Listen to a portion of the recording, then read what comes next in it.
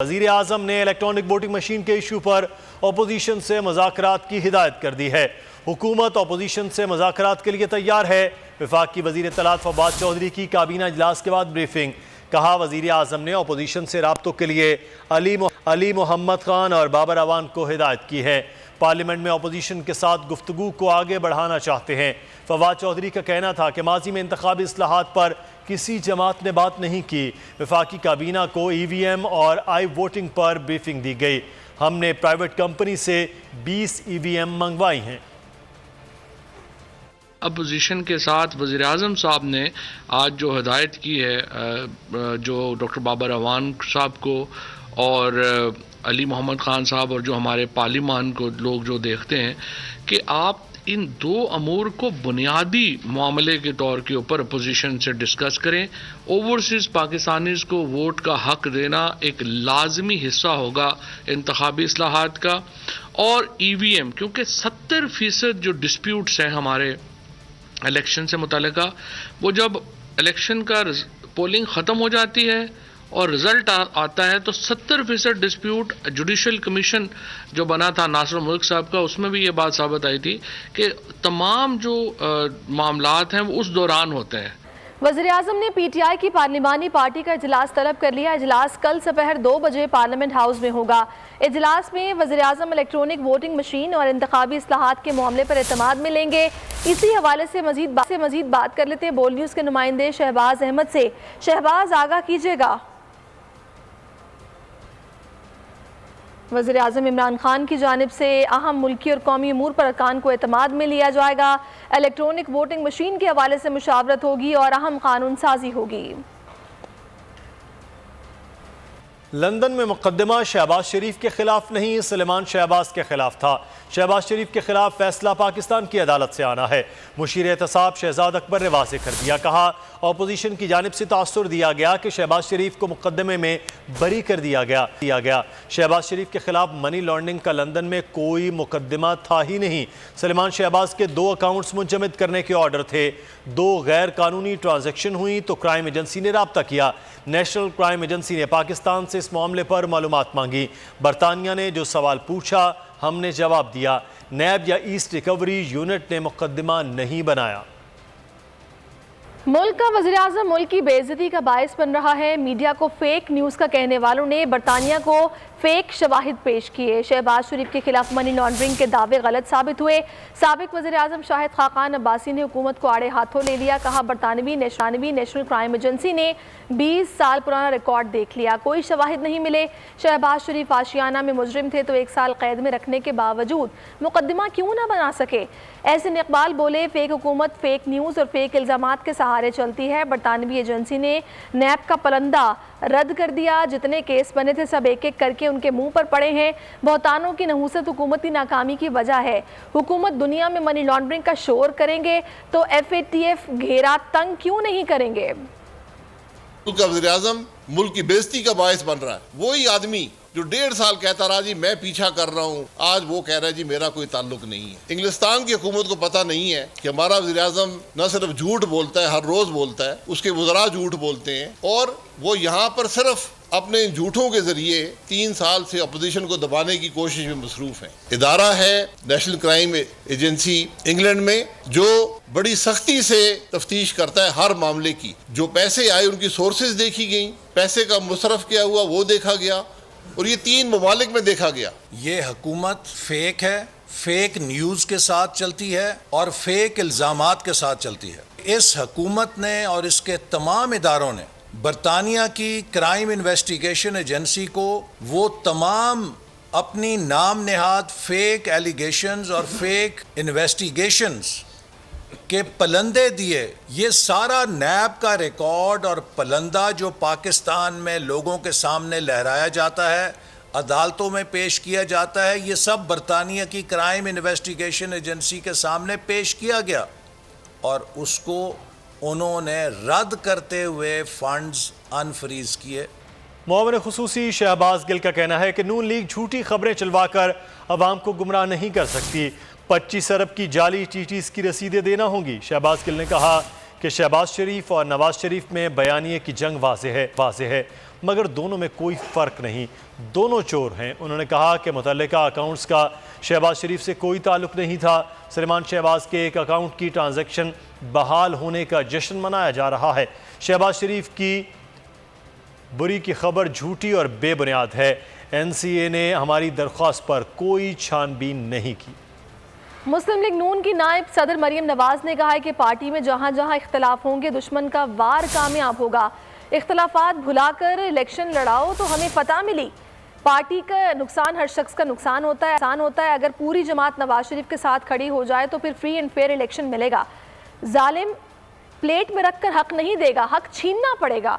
मरियम नवाज ने मजीद कहा कि एक बार फिर मियां नवाज शरीफ और मियां शहबाज शरीफ सुरखरू हुए।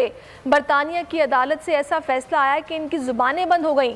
हुकूमत की समझ में नहीं आ रहा कि अब हम क्या करें। अगर हम पर झूठे मुकदमात ना बनते तो लोगों को कैसे पता चलता कि सच और झूठ क्या है। हमने चंद साल के इक़्तिदार का सौदा नहीं किया। मुस्लिम लीग नून लंबी रेस का घोड़ा है। बल्दियाती इलेक्शन पहले साल में न करवाना हमारी गलती थी। फवाद चौधरी का एतराफ़। कहा मकामी हुकूमतों के सबसे बड़े मुखालिफ वज़ीर आला हैं। वज़ीर आज़म मजबूत मकामी हुकूमतों पर यकीन रखते हैं। MNAs MPA पुलिस पटवारी से ऊपर सोचने पर राज़ी नहीं। शहबाज शरीफ ने सूबे का तमाम बजट लाहौर पर खर्च किया। वफाक ने कराची को 1100 अरब रुपए का पैकेज दिया। सिंध हुकूमत कराची पर 1 रुपया खर्च नहीं करती।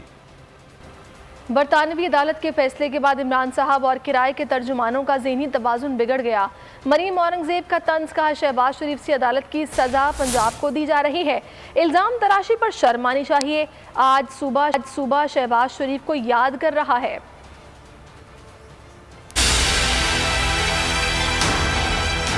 मरियम औरंगज़ेब वज़ीर इत्तलात फवाद चौधरी की तनकीद पर चराग पा। तर्जुमान मुस्लिम लीग नून ने जवाबी बयान दाग दिया। मरियम औरंगज़ेब ने कहा बरतानवी अदालत के फैसले से इमरान साहब और किराए के तर्जुमानों का ज़हनी तवाज़ुन बिगड़ गया। शहबाज शरीफ से अदावत और हसद की बिना पर पंजाब को सज़ा दी जा रही है। जो करप्ट माफिया कागज़ों में भी कोई मंसूबा ना बना सका वो शहबाज शरीफ को लाहौर का ताना दे रहा है। लाहौर को कचरे का ढेर बना दिया गया। खैबर पख्तूनख्वा को भी बर्बादी के सिवा कुछ ना मिला। झूठे करप्ट माफिया को BRT पेशावर के खड्डों में शर्म से डूब मरना चाहिए। लाहौर में मुस्लिम नून की न्यूज़ कॉन्फ्रेंस से पहले मरियम औरंगज़ेब और सहाफ़ियों में तल्ख़ कलामी हो गई। सहाफ़ियों ने कहा सुबह से खड़े हैं, न्यूज़ कॉन्फ्रेंस कहाँ होनी है, कोई बताने वाला नहीं। प्रेस कॉन्फ्रेंस वहाँ की जाए जहाँ से कवरेज में आसानी हो। आप हेड ऑफिस से भी दबाव डालने के लिए फ़ोन करा रही हैं, जिस पर मरियम औरंगज़ेब गुस्से में आ गई। कहा आप गलत इल्ज़ाम लगा रहे हैं, फ़ोन कराती तो यहाँ ना आती। ऐसी बातें न करें। बाद में मामला सुलझ गया। मैनेजमेंट को फोन करना, मैं यहाँ ना खड़ी हूँ। मेरा ये तरीका नहीं है। मरियम कर लो ना यार। नहीं, आप क्यों नहीं नहीं, ये गलत कर रहे हैं। We are journalists.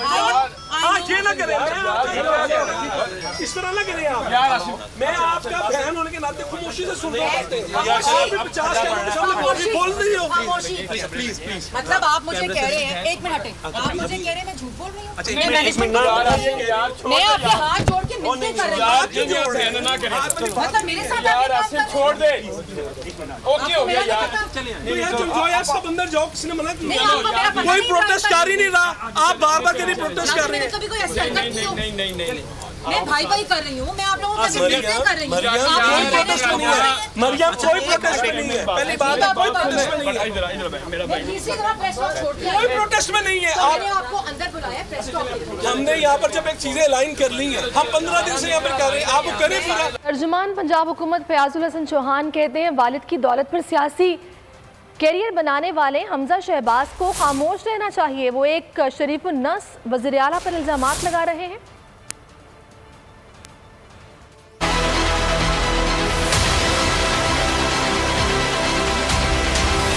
वज़ीर आला पर इल्ज़ामात क्यों लगाए? फयाजुल हसन चौहान हमजा शहबाज पर बरस पड़े, सबूत देने का भी मुतालबा कर दिया।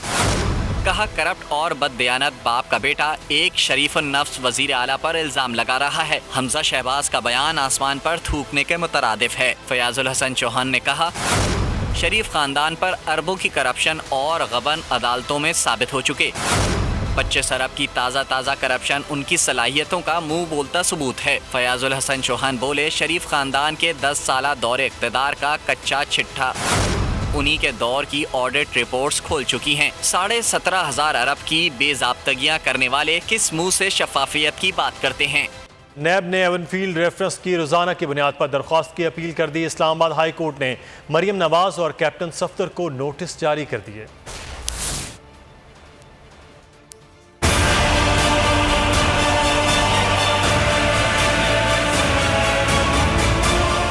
एवनफील्ड रेफरेंस की समाअत रोजाना होनी चाहिए ताकि फैसला जल्दी हो सके। इस्लामाबाद हाई कोर्ट में जस्टिस आमिर फारूक की सरबराही में 2 रुकनी बेंच ने नैब की दरख्वास्त सुनी। अदालत ने पूछा, क्या आप सिर्फ एक केस में रोजाना समाअत चाहते हैं? प्रोसिक्यूटर ने जवाब दिया, नहीं, सब अपीलों पर रोजाना समाअत होनी चाहिए। अगर 30 दिन में फैसला ना भी हो तो कम से कम जल्द तो जरूर हो। अदालत से 3.5 साल बाद ये दरख्वास्त कर रहे हैं। कई 30 दिन गुजर चुके हैं। मुल्ज़मान ने 5 वकला कर रखे हैं, लेकिन केस नहीं चल रहा। अदालत ने मरियम नवाज और कैप्टन सफ्दर को नोटिस जारी कर दिए। वज़ीर आज़म इमरान खान सिंध के अवाम को रिलीफ देने के लिए कोशा हैं। PTI अगले इलेक्शन में सिंध में भी हुकूमत बनाएगी। खुर्रमशेर जमान ने बड़ा दावा कर दिया। PTI रहनुमा ने कहा कि कराची सर्कुलर रेलवे पर तेज़ी से काम जारी है। इमरान खान जल्द ग्रीन लाइन बस का इफ्तिताह करेंगे। हैदराबाद सक्खर मोटरवे पर तेज़ी से काम हो रहा है। उन्होंने कहा कि कराची में पानी का बड़ा मसला है। K4 मंसूबा 2023 तक मुकम्मल हो जाएगा। तहरीक इंसाफ आने वाले इलेक्शंस के अंदर सूबे सिंध के अंदर अपनी हुकूमत बनाएगी। जो सबसे अहम मामला था कल वज़ीर आज़म का सूबे सिंध में आने का, कि किस तरीके से सूबे सिंध की जो आवाम है उसको हमने जरदारी के अजाब से निजात दिलानी है। कैसे सूबे सिंध से पाकिस्तान पीपल्स पार्टी से हमने सिंध की आवाम को छुटकारा दिलाना है। किस तरीके से पाकिस्तान तहरीक इंसाफ सूबे सिंध में अपनी हुकूमत बनाएगी। ये एक बड़ी इंपॉर्टेंट मीटिंग थी और जिसमें डिटेल्ड डिस्कशंस हुई हैं।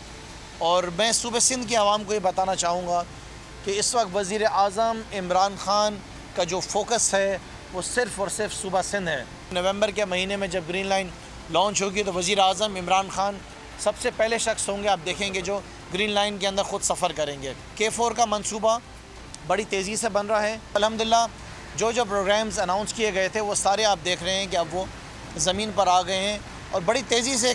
सिंध हाई कोर्ट ने वज़ीर आला मुराद अली शाह को नाअहल करार देने की हलीम आदिल की दरख्वास्त मुस्तरद कर दी। अदालत ने 16 सितंबर को महफूज किया गया फैसला सुना दिया। PTI रहनुमा ने मुराद अली शाह को आर्टिकल 62-63 के तहत नाअहल करार देने की इस्तदा की थी।